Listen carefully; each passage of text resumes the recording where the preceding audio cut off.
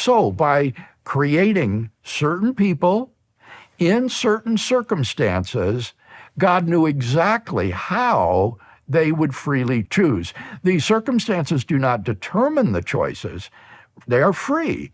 But God, via this middle knowledge, as Molina called it, knew how they would freely choose in those circumstances. When you think about the example of Jesus asking his disciples to arrange for the Passover, he says, when you go into the city, you'll see a man carrying a jar of water.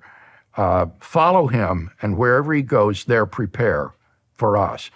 And one way to interpret this would be that God had middle knowledge that this person would be coming through the street just at the time that the disciples came into the town, and that then if they were to follow him, he would go to his place of residence where the upper room was and the Passover could be prepared.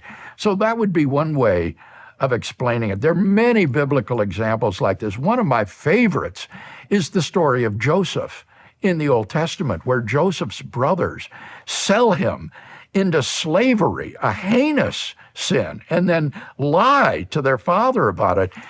But God uses it to bring Joseph to a place of authority in Egypt so that he can save his family from famine.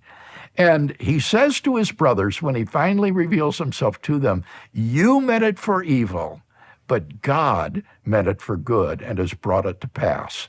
God knew what the brothers would freely do in that situation, and he used even their sinful acts to ultimately bring about his good purposes.